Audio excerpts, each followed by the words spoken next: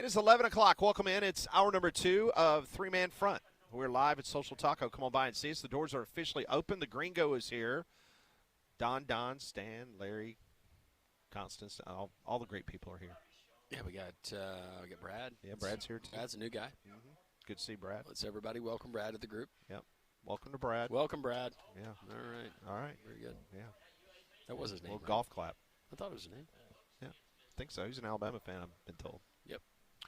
In regards to the transfer portal, some news this morning from the Auburn Tigers. They got their quarterback, no big surprise, Byron Brown. He has committed to the Auburn Tigers. He led the country with 347 yards of total offense per game, throwing for over 3,000 yards, rushed for another 1,000, so he will now be QB1 for the Auburn Tigers.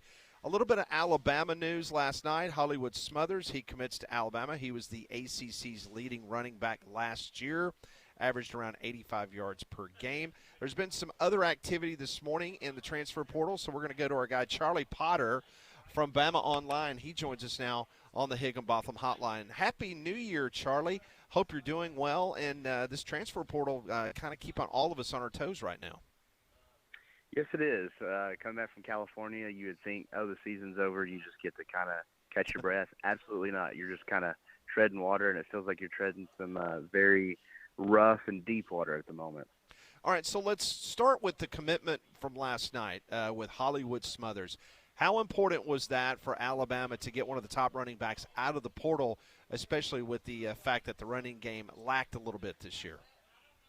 Yeah, I think it shows that that's a priority this year is to get that going. And, look, you can tweet out or post on a message board about one of the top running backs in the portal committing to Alabama, but the first question or one of the first questions, and then it's going to be repeated a bunch, is, well, what about the offensive line? Who's he going to run behind? So that's clearly something fresh on the fans' mind. I'm sure Kalen DeBoer, Courtney Morgan, and company are also working on that. But, no, it's a big get because you lose Jim Miller, you lose Dre Washington to eligibility. Richard Young hits the portal. Saw some good things from Daniel Hill this season. Kevin Riley obviously was impacted by injury, and A.K. Deere got some opportunities. But to add a guy like Hollywood Smothers to go along with E.J. Kroll, the five-star freshman who's coming in, I think that gives some juice to that running back room. So clearly they're going to need to improve up front on the offensive line from a run-blocking standpoint, but you got to have the horses too. And so they got a couple coming in that can certainly run and make some explosive plays. And I know obviously just picking up the short yards or the easy yards is something that Alabama fans want to see next fall, but you got some guys that can hit some home runs too. So I think it's a big addition at the running back position. Charlie, who, if any, are some of the guys or maybe one of the guys that has entered the transfer portal that you know the Tide staff is actively trying to, I guess, re-recruit and bring back? I think they'd like to get Keon Keeley back. You lose L.T. Overton at the bandit position to eligibility. So that's a position now that you lose your top guy. And, look, we saw Jordan Renaud, L.T. Overton, and get some opportunities when L.T. was out those couple of games in the postseason with that undisclosed illness. And I think Keon is flashed at times this year. And so that's one that I think there's ongoing discussions. You know, we'll see how it goes. Obviously, they got some good news with Rico Scott choosing to reverse course and come back. But right now, those have been the only two. They've had, I think, they're up to 16. You can't if you throw in Rico, that's 17. And so I figured it would get up to about 20. And so they're kind of on pace for that. And I'm sure you have these exit interviews and everything happening this week. Guys know kind of where they stand or where they project to stand on the depth chart. So some difficult conversations are happening. But you've seen a couple of guys kind of at least either change their mind or weigh their options. And right now I put Keon Keeley at the top of that list. In regards to that defensive line, James Smith went into the transfer portal this morning, I was told. How shocked were you that Smith entered the transfer portal? The junior played in 37 games. He had 12 starts this previous year. Did that one surprise you? Not a ton, because when Quay Russaw entered the portal yesterday, those two are super close. They obviously went to Carver High School in Montgomery together. They came in as five-star recruits in the same class. So that was kind of – your ears kind of perk up to that. And, I think both are maybe looking for different roles at different schools. So I wouldn't expect them to come back. Maybe I'm wrong there. But it is a situation now, though, where when you lose James Smith, you're losing all three of your defensive line starters because LT Overton, Tim Keenan are out of eligibility. Now, like you said, James Smith started majority of the games, at least at one of those defensive tackle positions. So you're going to have a whole new defensive front, at least from a defensive line standpoint. We don't know what Jan Pierre is going to do at that Wolf linebacker position. But it's a group that had its moments, but I think Alabama fans want to see improved play up front, especially from a run-stopping standpoint. And, look, James Smith had a great end to the 2024 season. I thought he looked really, really good in that bowl game against Michigan and thought he was kind of poised for a breakout year. And he had an okay year. His numbers didn't really jump off the page that much, and maybe he's looking to get after the quarterback a little more, but he didn't necessarily do that as much this year. And so I think it's, to me, arguably the biggest loss just because of what you're already losing. And it's a position that, look, quite frankly, defensive tackles are expensive in the transfer portal. You don't want to have to replace a ton of those, and now both your starters are gone. But it's one that I think if Alabama can find some guys to either step up or to add via the portal, maybe you upgrade that position. That kind of remains to be seen. Charlie Potter, senior writer, Bama Online, joining us on Three-Man Front live from Social Taco in Homewood and on the Higginbotham Hotline. The big question is the quarterback room and Ty Simpson, what Ty Simpson chooses to do. I know that there's a lot of questions that remain to be answered, and we can't answer them on this radio show, Charlie, but give us an idea what the scenario looks like, what the potential scenario looks like with that quarterback room heading into next season. Yeah, I mean, I think obviously, like you alluded to, it hinges a lot on what Ty Simpson is going to do. I think for him, it's either turn pro or come back. I don't know how much I buy the transfer portal talk. And look, quarterbacks are making just stupid money. So, I mean, if I was Ty, I would listen to some of those offers as well. But I do think that I would probably lean toward him going pro just because I think this is a weaker draft class compared to what next year could potentially be. And he could potentially be the second or third guy off the board at the position. We know teams do really dumb things to move up for quarterbacks in the NFL draft. It happens every year. But, yeah, I mean, I think if he were to come back, then you look at Austin Mack, because when we talked to him in the locker room in Pasadena, you know, he's a guy that kind of wasn't really tipping his hand one way or the other about what he's going to do next season.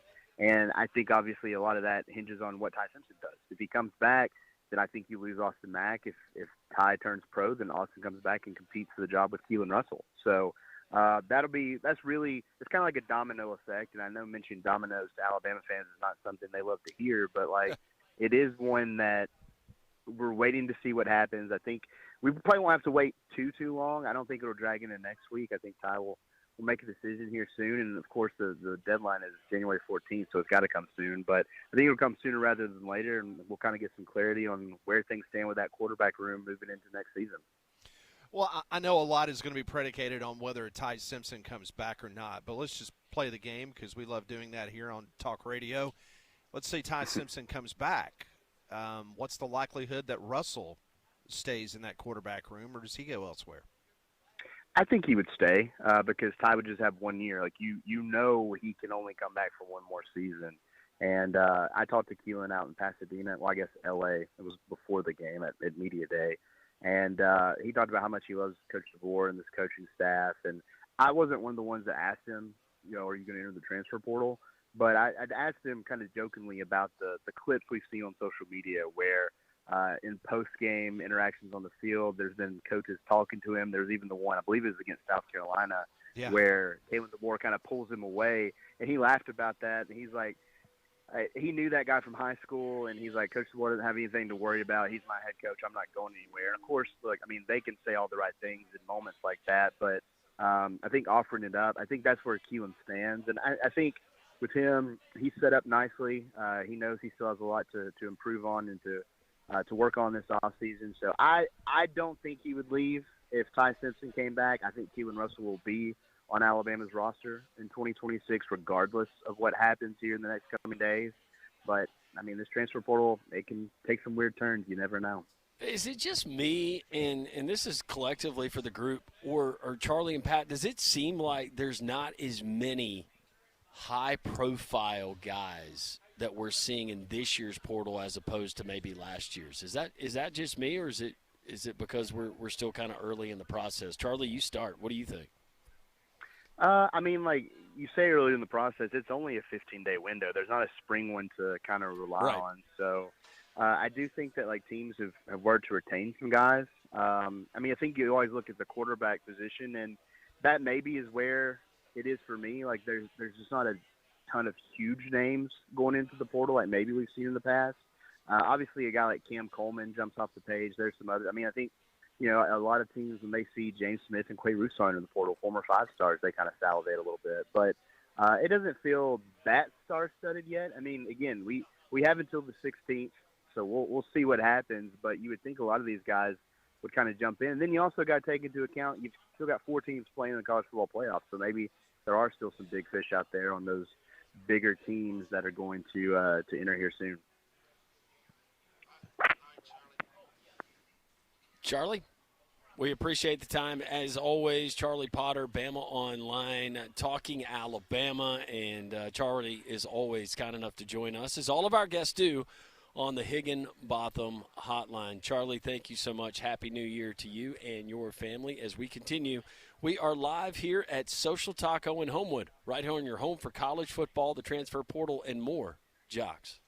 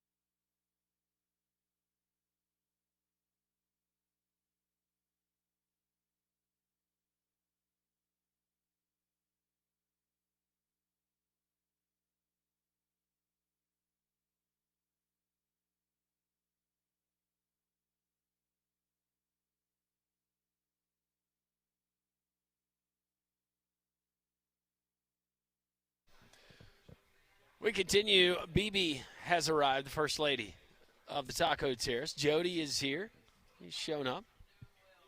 Matthew rolling in. We're on the Taco Terrace live here at Social Taco. You can join us. We broadcast every Tuesday until 2 o'clock. I want to remind you that beginning tomorrow night, we're going to have SEC hoops, and, of course, we're going to have college football playoff action later on in the week, and then we got Wild Card Weekend in the NFL. No better place to find it than there at the Finnick with all the video screens, the projector screens, wall-to-wall TVs. They even got pool tables, but an award-winning menu, whether you want to go with the shareables, the handhelds, or the fork and knife. They cut their steaks there in-house. Fresh Gulf seafood. It's the Finnick. Got to check out the drink specials they're going to have this weekend. 1630 2nd Avenue South near Railroad Park.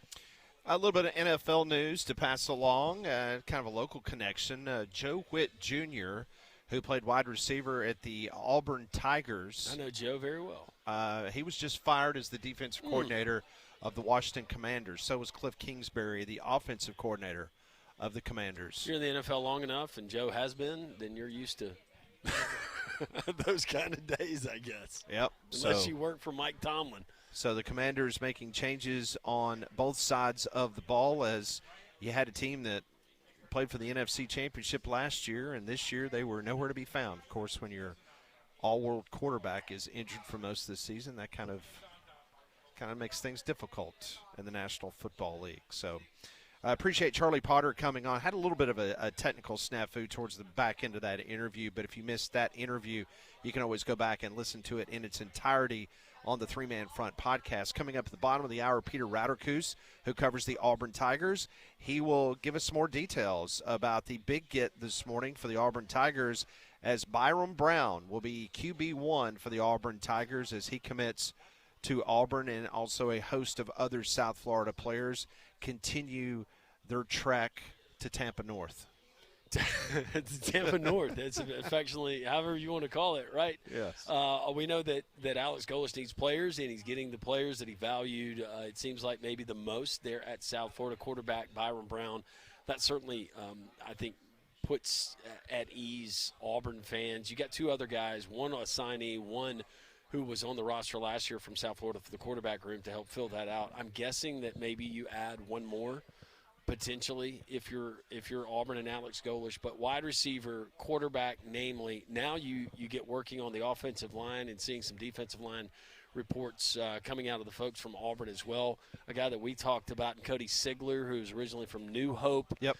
All Sun Belt, second team last year at Arkansas State. He's a defensive lineman, and you turn on the tape, and these are one of the great stories. A kid that's just worked his tail off to get to where he is. Now he's getting offers from Power 4 schools. It appears now that he will not be transferring to Auburn, and that's all that the Auburn folks are saying. So that could mean that someone offered him more money. Maybe he's getting more playing time, or that means that Auburn has chosen to go another direction and find somebody else. So we'll keep you up to date on that as well. But the text line is open, 205-834-9450, Pat. And coming in on the likes of Alabama's James Smith, Quay Russaw. This one reads, James Smith and Quay Russaw are best friends. I hope they change their minds. Well, listen, you saw how the Alabama defensive line played in the Rose Bowl. Maybe Kane Womack and Kalen DeBoer just wants a hard reset. One thing is for sure, especially about the offensive line, I heard a lot of people, and this is probably better for Cole Kublik to kind of break down. I'm just going to say what some people have been telling me, that the Alabama offensive line is too big, not as athletic as they need to be. And so the general feeling is that coming into 2026, you're going to see, obviously, big SEC offensive linemen, but maybe pared down a little bit poundage standpoint, be a little bit more mobile in regards to the offensive line. So we'll see if that is the route that they want to go there. It is interesting when I look at, and just traveling with UAB and looking at the different offenses and how they're built, the offensive lines, they are not all created equally as far as size and body type. Because more of, it seems like you get more of the longer and the leaner with the really spread, hurry up, whatever type you get with a North Texas or somebody else, and there's a lot of other schools. Well, it was just interesting because Alabama had one of the biggest offensive lines. I mean, Pro Football Focus, they ranked preseason the Alabama offensive line as probably the offensive line that was going to win the Joe Moore Award, Right. which it didn't. Iowa did. And they had them listed as the number one offensive line in college football going into the season. Well, you're starting left to right, 360. And you can't get a yard and a half, or you go for it from your own 34-yard line and you run a sweep. You're not running between the tackles.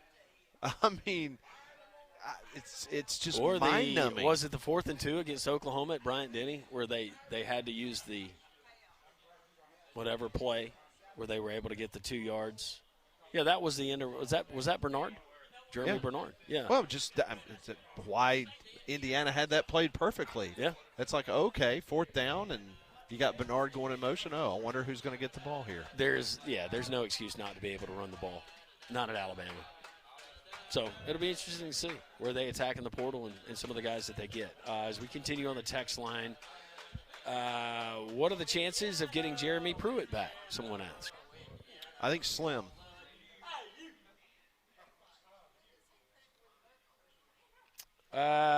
This one sent in from Calum. He says Cam Coleman comes to Bama to team up with an old high school teammate, Red Morgan, and it's Keelan Russell's job to lose. Thank you, Caleb. I saw some reports About that I think Coleman had officially canceled one visit. Maybe that visit was out west. Was it USC? Maybe USC. I know that was on his Yeah, list. I think Texas Tech had entered the mix last night. Yeah, so the 3 Texas schools, A&M, obviously Longhorns, and Texas Tech, and it has not been firmed up 100% that he's going to visit Alabama. There was a report yesterday saying that he was probably going to be on campus in Tuscaloosa maybe Wednesday or Thursday, but I was reading something last night, I think it was from Charlie Potter's website, Bama Online, saying that they have not confirmed a visit for Coleman, and some folks are kind of questioning whether that's even going to happen. Well, you just look at Texas A&M and Texas, notably. But now Texas Tech with the money they're spending. And we said it the other day off the air in a break. Well, I asked Pat the question. I said, what are the chances that Cam Coleman even makes it out of the state of Texas after all of this? 0. Yeah, I think the whole goal of all those 3 Texas schools is, hey, we've got the money, we've got a checkbook ready to write you a check. And you're Cam Coleman's agent. You're like, come on, let's do this. Absolutely. What you got here? I would be shocked. I would be shocked if he does not end up at one of those 3 schools. Me too. This one on Alabama quarterback Ty Simpson. He's too erratic and inconsistent. He can be great, but then he can be really bad. Simpson is a less talented version of Jalen Milroe. 2 captains of inconsistency. We were reminded that our friends at Pro Football Focus, Pat, and I think you alluded to this before the start of the season, had Alabama as the number 1 offensive line in the country. They did. Did not turn out that way.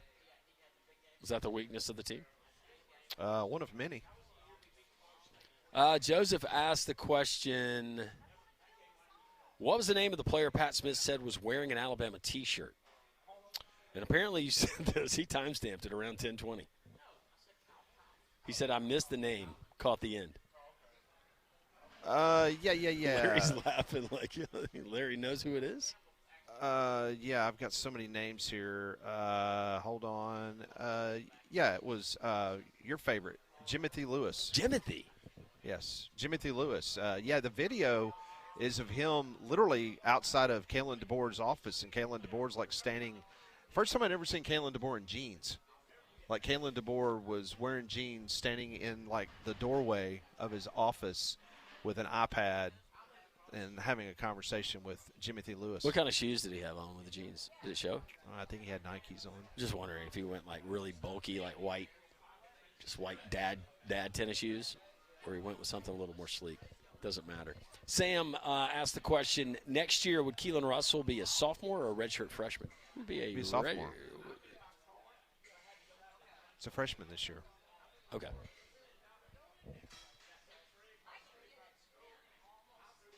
Austin Mack. How many will be a games did he junior. play in? No, Keelan Russell. What, 1 or 2? He would be. He could still. He could utilize his red shirt. Absolutely. Yeah, he's good. Let's see. Uncle Jerry from Hayden. Hope you're doing well. He says we need offensive linemen. Is the Bonehead working on getting some? There is one offensive lineman I was told that they are absolutely salivating over, and that's Jacarius Peak from NC State. He was a 3-year starter at NC State. He was an all-ACC honorable mention this season. He's one of the most coveted offensive linemen in the transfer portal. I've been told that Alabama is making him a priority. William asked the question, does Auburn have the opportunity to have an Indiana-like turnaround in 2026? Starting to sound like it. Man, if you could copy and paste whatever Signetti's doing, that would be great. I think offensively, Auburn is going to be a very exciting football team. This is very early in the process. I question so far some of the defensive moves. But I think from an offensive standpoint and a scoring standpoint, I think Auburn fans it'll be a very exciting brand of football. Yeah. Not going to say it because, if that offense doesn't work next season, I'm going to buy into the voodoo and the cursed and whatever people want to throw down there. There's no reason why. Barring injury from your quarterback, Byron Brown, that's why I think that Auburn probably goes and tries to find a number 2 guy. I can't see it not working, but this is Auburn. Couldn't see it not working this past season. This question coming in from the Jocks app. Thanks for taking us with you wherever you go. Can these players from South Florida move up a level and play winning football? Miami pretty much smoked them last year. Well, they smoked Florida and they smoked Boise. It's a good football team. Yeah. South Florida they had more talent on their collective roster than I would say that the rest of the American did. I concur. They had a bigger budget to work with. Mm-hmm. And someone asking, who's Alabama's new offensive line coach going to be? The other guy hasn't been fired yet. He has not. Mm-hmm. He has not been fired. Hey, listen, Sam Pittman. I think who would I think not Alabama love fans Sam would Pittman? love Everybody Sam wants Pittman. Sam Pittman. But here's the thing: Kalen DeBoer hired the offensive line coach at Alabama. One thing that we have learned in a very short time with Kalen DeBoer is he's extremely loyal. Yeah, I don't know if he fires him. it's great if you're working for the guy. We'll see. Maybe Kalen DeBoer says it wasn't your fault. We were too big. We're going to give you the guys that you can work with. Someone chimes in, who didn't beat Florida? Only Texas, laughing, crying emoji. And then Drake reminds us, speaking of Florida, that John Summerall is cooking in the portal. He should be. All right, keep the text rolling in, 205-834-9450. When we come back, we'll talk to Peter Rauterkus from AL.com, covers the Auburn Tigers. He'll give us the very latest from the Auburn portal. That's next on 3-Man Front.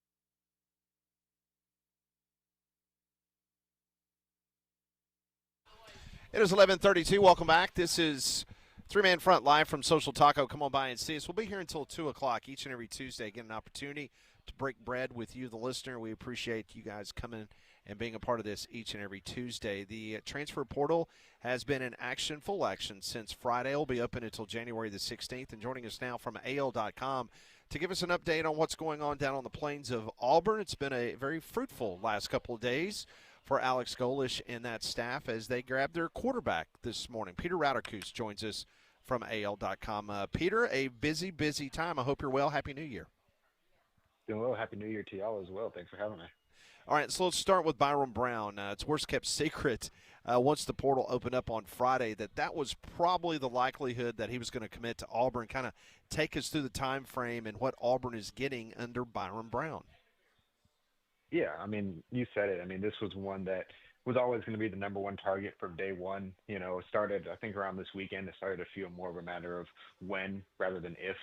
You know, he came in town for his visit. I think arrived Saturday. You know, had been there, over the weekend, and things got done today. And yeah, I mean, it's obviously he's a very talented player. I mean, he led the country this season in total offense, the only quarterback in college football, or at least in the FBS, to throw for 3,000 yards and rush for 1,000. And, not only do you get all that production, but he also gets to stay in that same system that he was in with Alex Golish, with offensive coordinator Joe Gordon. And, Auburn's already brought a few of its receivers with him as well from USF. So you're getting a talented guy, but you're also getting a lot of familiarity. Peter, when you look at that talent at the wide receiver position, what have you been able to assess with the South Florida receivers that have made the move to Auburn? Yeah, I mean, I think, it's been younger guys. I think that's what stands out the most. The two biggest ones being Jeremiah Coger and Christian Neptune. I think Coger is the most interesting one right now. He's about 6'3". I mean, bigger guy, kind of the profile of, some of the receivers like Cam Coleman and Perry Thompson that Auburn had this season. Not saying that he's necessarily going to be those guys, but this season he had, I believe it was 38 catches, 597 yards, was tied for the team lead in touchdowns. And like I said, he's a freshman, so he's a guy that they would hope only develop. Christian Neptune, shorter, about 5'11", more of a speed guy, yards after catch guy who can kind of, play a similar role to say what an Eric Singleton or Malcolm Simmons played in this offense the past couple of seasons. But I think, like I said, too, I mean, already having two guys and potentially more, there's a couple other USF wide receivers that are in the portal that could come, and, you're not having that period where you got to build up the chemistry and build up the timing, and those guys got to get up to speed in the offense. They already are up to speed. So, it gives them, it kind of takes away that learning curve when you're in year one. Peter, I am curious because this is the new world of college football of how much a starting quarterback at a major Power 4 university is going to make. We know that Sorsby is going to make around $5 million at Texas Tech. Published reports said that Jackson Arnold was making about $2 million last year at Auburn. Any idea what kind of money we're talking about for Byron Brown? Because this morning, Pete Thamel, he reported that he believes that Byron Brown is going to be one of the highest paid quarterbacks in college football. I mean, I believe that to be correct as well. I mean, I don't have any official numbers on him, at least as of now. But, yeah, I think it's one of those where he was one of the top quarterbacks in the portal. He was a guy who had so much production, was experienced. And, I mean, we saw with Sorsby what the market is. I think that's what you got to do. And I think Auburn was always going to do whatever it took to get Byron Brown, and I think that's what happened. Who are some of the guys, Peter? You can name them specifically if you have that at hand.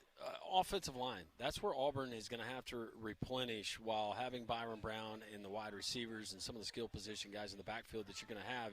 You got to replace a lot there on the offensive line. Some Auburn fans would say that's welcomed. Who are some of the guys that you've been able to pinpoint that Auburn and this staff are targeting? Yeah, I mean, it's going to be a full rebuild on that group.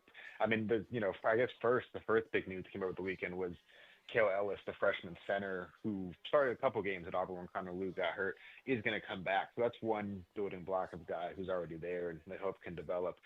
They haven't signed or haven't had anyone committed yet, but there's been a lot of guys who have visited. A couple that stand out. There's Joseph Simmons, who's started every game at left tackle for James Madison this year, obviously coming up from the G5, but it's a guy that played in the college football playoff and had some good games Looking at USF guys, the one big offensive lineman that entered the portal from USF is Cole Skinner, an interior offensive lineman from there. And obviously, the head coach Alex Golich came from USF, but he also brought the O-line coach Tyler Hudenik with him, so that could be a target to watch as well. Devin Voss, who's a offensive guard from Kansas State, a guy from the Big 12, Power 4 experience, visited this weekend. Could be a target. And obviously, there's probably going to be so many more just as this goes on. But those are just some of the names that I've seen and have heard about that I think would be worth watching right now. Peter Rauterkus joins us from AL.com, covers the Auburn Tigers, joins us on the Higginbotham hotline. So let me circle back to the quarterback position. There have been some that say that Deuce Knight potentially could end up back at Auburn. Do you see a pathway for that to happen, or you think Deuce Knight is absolutely gone off the Auburn campus for good? I think now, I think for a while he hadn't officially entered the portal when the portal opened. It took for a few days he wasn't officially in. I think it was yesterday he did officially enter. And I think now that he's in, I think it's a lot less likely that he's going to be there. I think it's one that they definitely kept the door open for him to return. I think the staff was definitely going to welcome him back if Deuce Knight decided he wanted to come back. But it's looking less and less likely that's going to be the case. Peter, what about on the defensive side of the ball for DJ Durkin? Maybe some unexpected departures in this year's portal. There's time for some of those guys, or maybe one or two of those guys, to come back. But as far as additions there, I know that Auburn's already got some official visits set up for guys from other schools. Yeah. And I think the biggest guy that got so far is Fred Gaskin, who is the safety from USF who committed yesterday. It's funny. It's a position that Auburn still has a lot of guys returning at, but Gaskin was kind of the top safety at USF last year, had about 53 tackles, experienced guy. I think the biggest position of need on the defense is the defensive line. That's another group where you lost almost your entire rotation from last season. Been a handful of guys who have visited. I think Cody Sigler is one to watch. He was a Arkansas State transfer from New Hope, Alabama. Demarion Thomas is another one. Oklahoma State transfer who visited over the weekend. So there's a few to watch, and like I said, they gotta get a lot of guys to that spot. There's going to be a lot more that's probably come through and visit over this next week and a half or so. So, Peter, just being around the program, and I know with it being a brand-new staff, things a little bit different, maybe a little easier for them to have these one-on-one conversations and kind of tell folks, hey, listen, this is the way we're going to run this program, and no offense to the previous regime, but we've kind of got to get a lot of new blood in here, and a lot of guys are ended up in the transfer portal. But is there one or two guys in particular that the people you talk to, they were surprised that they ended up going into the transfer portal, or do you believe that this staff pretty much kind of indicated to those that went into the portal that they were not going to be in the plans for 2026? I think there were definitely a few that they would have wanted to keep or would have liked to keep. I think obviously at the top of that list is Cam Coleman. Right. I think they know it's going to be a rebuild, and I think they think that they can still be okay. Rebuilding the wide receiver room, but you also know that you're not going to find another Cam Coleman because those types of guys just don't come around very often. That's not a guy you can just replace. So it does hurt to lose him.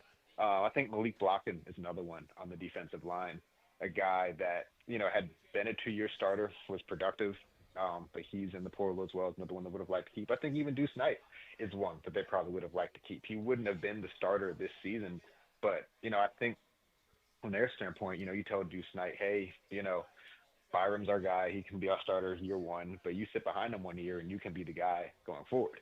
I don't know if not being the starter in year one was the biggest reason for why Deuce Knight won't enter the portal, whether it's other things, but I think I think, to answer your question, I think just the biggest names that we've seen, most of those guys are guys that they definitely would have liked to have kept around.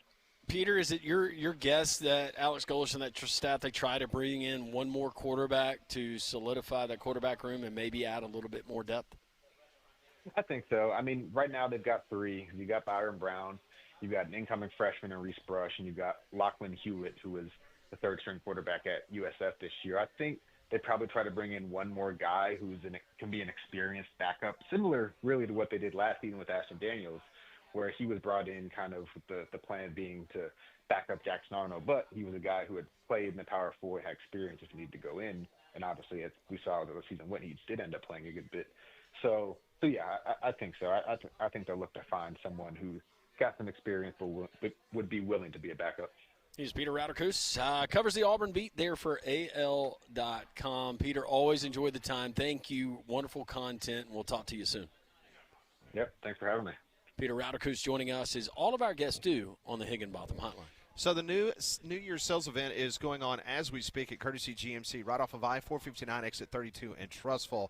And if you've been waiting for the right time to buy a new vehicle, a new GMC, well, now is the time. Big savings. How about $15,000 off MSRP on Sierras in stock? And I'm talking about AT4s, Denali's, SLTs, you name it. They got it on the lot. They're ready to roll. If you're more of an SUV person like I am, you have options galore. You got brand new Yukons, Terrains, and Acadias. I drive the Acadia AT4. I've been in love with this vehicle for the last 4 years. It's fantastic. And when you buy a new GMC from Courtesy, it comes with a 7-year, 100,000-mile warranty. That's peace of mind for the long haul. So shop the huge selection right now. They got a 9.5-acre lot. They have got cars galore. Over 100 of those Sierras that I was telling you about a moment ago, that's $15,000 off MSRP. Come by and see them right on Edwards Lake Road, which is off of I-459, exit 32. You can't miss the big Courtesy sign right there off of 459 and 59. And go by and see them, or if not, check out their online inventory at courtesybirmingham.com. One SEC football school just acquired a really big addition. We'll tell you who it is and who they got next.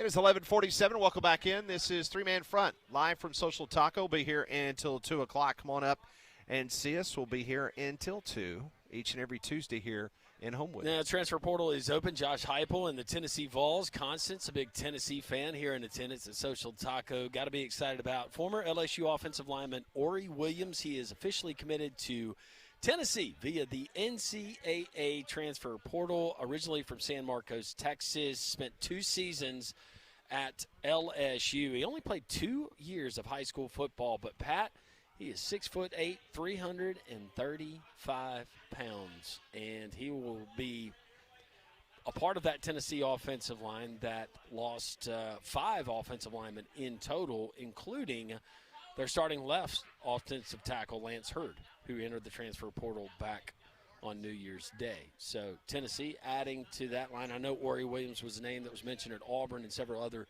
SEC schools. You can never have enough 6'8", 335 experience on the offensive line. So we already know that Sorsby at Texas Tech is reportedly going to make around $5 million. Pete Thamel this morning on social media, he had posted that Byron Brown is going to be one of the highest paid quarterbacks in all of college football. I bring this up because you did a pregame show for UAB in which they were playing North Texas, and I heard you talking about Drew Mestemaker. Yep. And for those that do not know his story, just kind of give everyone a little background on this kid and how he got to North Texas, and, of course, now he's at Oklahoma State. A kid that, a great kid, always wanted to play quarterback, loved the game of football, never started a game at the varsity level in high school. Never. Ends up at North Texas. Walk on. Yep. Goes last year throughout the season, then out of necessity in the bowl game, gets called upon to start, shows out, and then this year just starts putting up eye-popping numbers. But Drew Mestemaker, one of the really cool stories of college football. Sure is. And the Tulsa World is reporting that as he followed his head coach, Eric Morris, to Stillwater, guess how much he is making? He signed a 2-year deal. A 2-year deal. Man, he is a cool customer, too. And the Tulsa World just gave some financial figures based on their reporting what he's making over that 2-year period. 2 years, I'm going to guess they're giving him, let's go, 2.5 a year, $5 million. $5 million. What say you, Molly Robinson? Do you think it's $5 million or less? What do you want to do? Price is right here. I'll go 4.5. You're going to go 4.5 total million. According to the Tulsa World, Drew Mestemaker is going to make $3.75 a year. Oh, heavens. He has signed a deal over $7 million to True. be the quarterback at Oklahoma State. That is insane. He's really good. A walk-on 12 months ago is now going to make $3.75 million per year for the next 2 years, according to the Tulsa World. Let's take the American Conference, because that just brought up something from last year. Remember there was a quarterback at Tulane by the name of Darian Mensah? Yes. Mm-hmm. And we all kind of laughed when we heard the reported numbers that Duke was willing to give him to play quarterback. Yeah, they won the ACC. It ended up paying off. You take a guy like Byron Brown coming from South Florida. He's going to be at Auburn next year. But Drew Mestemaker at North Texas, the numbers he put up. And I said he's a really cool customer. This is a guy, pressure bearing down. Someone is about to earhole him, never flinches. He's a guy that it's a pleasure to watch him play the position, even if you're on the other sideline. But never could I imagine. So there you go. There's the inflated market right there. We got a kid that's making $3.5 million. What was last year? It was reported around 4 was tops for a single player for a single season of football. Yeah. Okay. Well, that leads me to believe that Byron Brown, and why would you not if you're representation? You're taking the Darian Mensah example from last season going, you need a quarterback. My guy's considered the 3rd, 4th best quarterback in all of college football. We're going to start at $3 million, $3.5 million. Yeah, I'm going to speculate myself, and I have not kicked the tires to see if this is a legitimate number. But if you paid Jackson Arnold $2 million last year, and I know it was a completely different staff, Byron Brown's getting at least 3.5. I was gonna go north of 3. Yeah. So you and I would be kind of in the same ballpark. Wow. I mean, because if Mestemaker's making 3.75, well, we're hearing about offensive linemen that they're not all conference that are making 1.5. Yeah. For one season. Yeah. To go and be For another guy on that offensive for line. a rental. Yeah. For a big body. Yep. I mean, that just blew me away. I mean, I'm not taking away from Mestemaker. No. And his talent and what he was able to do this year. God bless him for being able to parlay that into a deal. But $3.75 million for the next 2 years. That's not total. That's per season. So over $7 million, Oklahoma State. Now, keep in mind, Oklahoma State, they're desperate. Yeah. I mean, that program has fallen off the map. They've been dreadfully bad the the last 2 seasons. Yes. And but you take Alex Golish in the pressure. They're bringing you in to win right now. Eric Morris from North Texas to Oklahoma State. They're bringing you in to win right now. Yep. Well, what do we know as coaches that will get us wins? Not necessarily win a conference. That's on down the road. I need 8 wins next season. I'm going to bring all my dudes that put up stupid numbers against good competition. Because you know it worked. You know it works. Yeah, this is not a test tube situation. I mean, it's been verified. It's worked in Tampa the last few years. Instead of bringing in, and sometimes it can work, but along with a new coaching staff, could you imagine bringing in quarterback from another program, and then all of his wide receivers from another program, and then all of his offensive linemen, and then all of that time that you have to dedicate to getting everybody on the same page? A lot of that is just nipped in the bud when you bring your own personnel, your own coaching staff, and your own ideology to another campus.